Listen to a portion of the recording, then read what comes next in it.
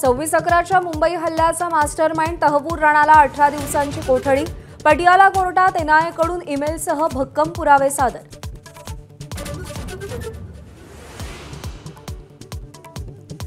मुंबई हल्ल्याचा मास्टरमाइंड तहव्वूर राणाला भारतात आणल्यानंतरचा पहिला फोटो समोर।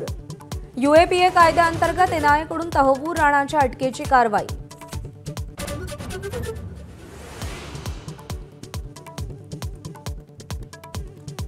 एसटी कर्मचाऱ्यांचा मार्चचा न मिळालेला 44% पगार मंगळवारपर्यंत मिळणार। एबीपी माझाच्या पाठपुराव्याला मोठं यश। 56% पगार झाल्यानं एसटी कर्मचारी मोठ्या अडचणीत।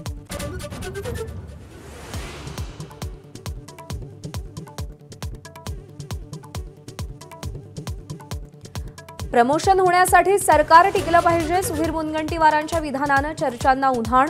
तर मंत्रीपद न मिळाल्यानं खदखद व्यक्त करणाऱ्या मुनगंटीवारांच्या मुखी आता सरकार बदलाची भाषा।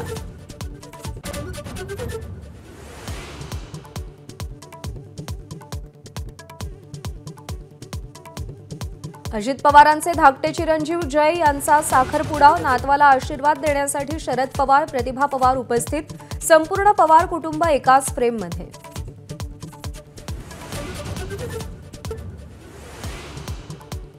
बुलढाण्यामध्ये समृद्धी महामार्गावर भीषण अपघात। मेहकरजवळ कारची ट्रकला धडक। दोघांचा मृत्यू, 3 जण गंभीर जखमी। कार चालकाला डुलकी लागल्यानं अपघात झाल्याची माहिती।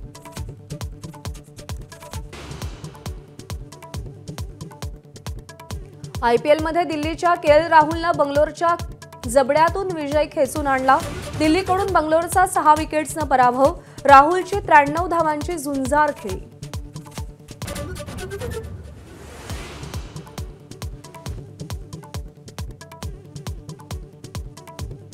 चेन्नईचा ऋतुराज गायकवाड दुखापतीमुळे आयपीएलमधून बाहेर। महेंद्रसिंग धोनी पुन्हा चेन्नई सुपर किंग्सचा कर्णधार। 2023 नंतर धोनीकडे पुन्हा सीएसकेची धुरा। एबीपी माझा, उघडा डोळे बघा नीट।